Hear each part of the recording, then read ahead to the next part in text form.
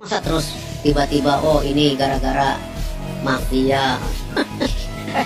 It's not me lah kalau gitu, bukan salah pilih ini kalau gitu. Tapi kalau Dan itu saya sangat keberatan karena kalau saya dibilang itu kan sama juga. Kita harus mendapatkan poin penuh, kalau tidak ya harapan untuk kita ke playoff semakin berat gitu. Jadi ya ini benar-benar sepak bola rupanya sekarang jadi martabat semua bangsa ya.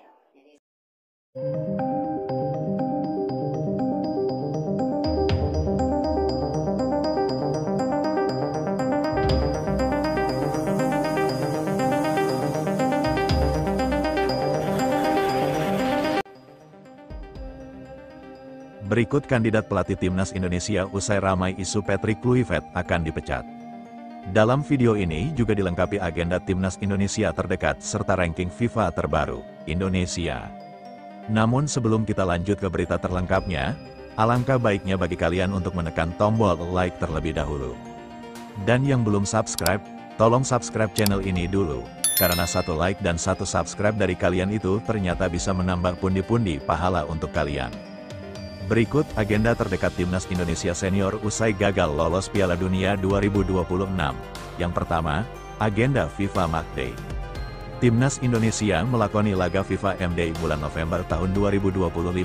Berdasarkan kalender FIFA, laga FIFA Matchday berlangsung pada tanggal 10 sampai tanggal 18 November tahun 2025.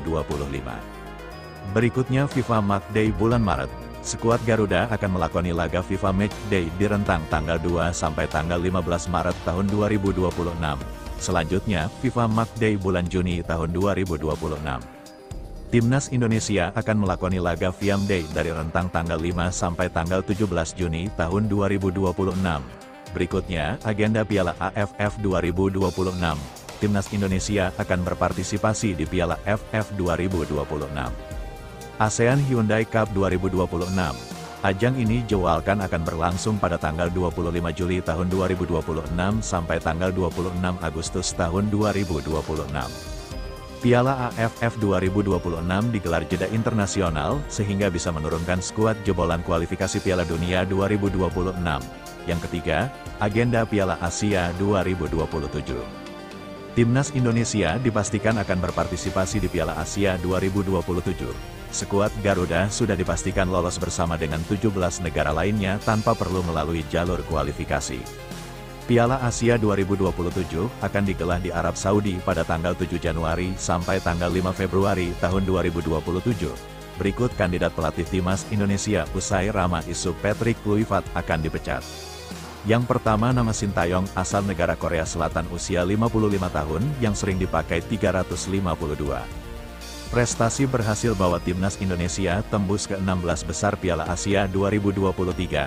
Berhasil bawa Timnas U23 ke semifinal Piala Asia U23 2024 serta berhasil meraih medali perunggu di SEA Games 2021.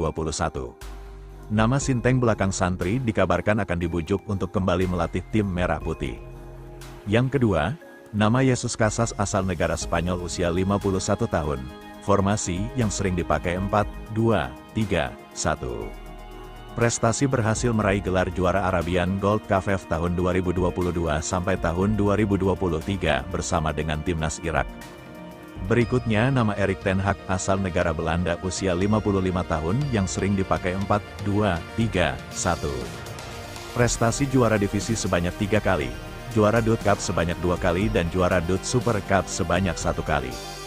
Berikutnya nama Marwan Bommel, asal negara Belanda usia 48 tahun formasi yang dipakai 4-2-3-1. Prestasi juara Liga Belgia sebanyak 3 kali bersama Royal Antwerp. Juara Belgia Super Cup 1 kali dan juara Belgia Cup sebanyak 1 kali. Berikutnya nama Pocan Hodak asal negara Kroasia, usia 54 tahun.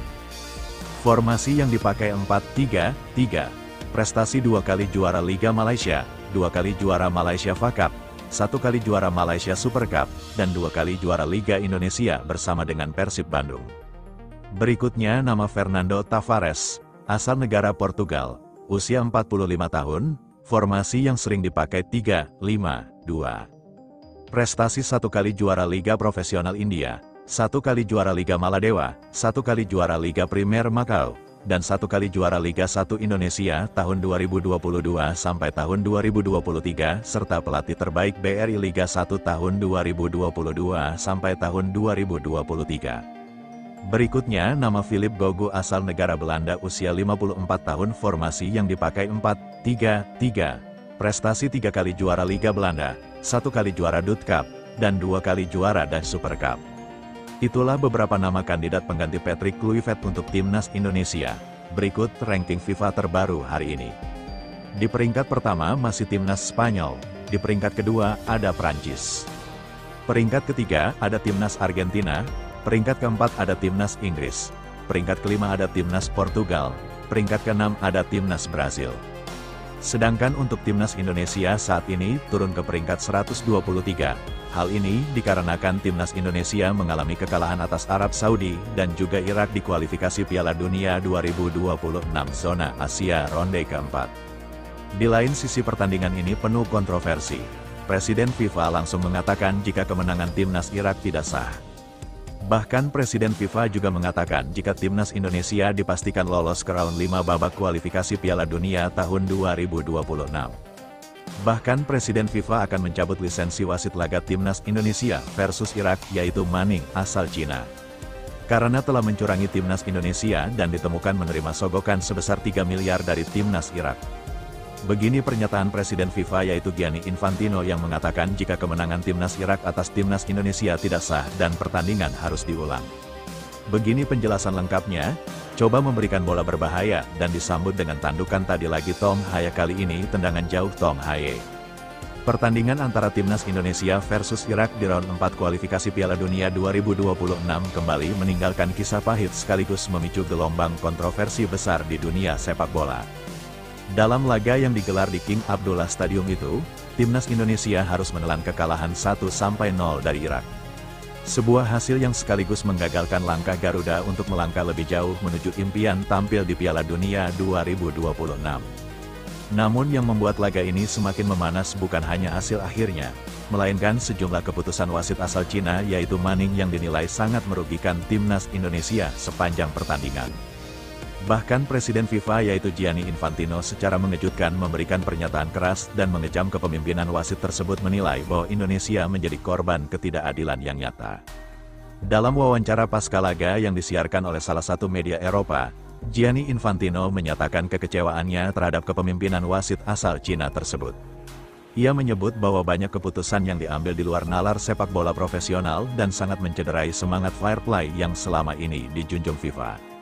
Saya telah menyaksikan pertandingan itu dengan sangat cermat dan jujur saja saya terkejut dan tidak bisa menerima bagaimana wasit memimpin laga yang sangat krusial tersebut. Beberapa keputusan jelas-jelas merugikan Indonesia dan ini bertentangan dengan prinsip keadilan sepak bola dunia. Presiden FIFA itu bahkan menyebut bahwa kekalahan Indonesia tidak sepenuhnya sah karena ada indikasi kuat bahwa sejumlah keputusan krusial di lapangan telah mengubah arah pertandingan. Salah satu momen yang membuat Gianni Infantino sangat geram adalah ketika pemain Timnas Indonesia dilanggar keras oleh pemain Irak. Namun justru pemain Indonesia yang diberikan kartu kuning karena dianggap melakukan diving. Dari tayangan ulang yang beredar luas di berbagai platform internasional, terlihat jelas bahwa pemain Indonesia benar-benar ditekel keras. Namun Manning tetap bersikeras menganggapnya simulasi. Kita tidak bisa membiarkan hal seperti ini terjadi lagi. Jika pemain dilanggar jelas dan justru dia yang dihukum, maka ada sesuatu yang salah dengan integritas wasit di lapangan. Tak hanya itu, insiden duel antara Ole Romeni dan bek Irak, Zaid Tahsin juga menjadi sorotan utama. Dalam situasi 1 lawan 1 menuju gawang, Ole Romeni dijatuhkan dengan tackle keras dari belakang. Sesuai peraturan FIFA, tindakan tersebut seharusnya berbuah kartu merah langsung karena menggagalkan peluang mencetak gol yang jelas.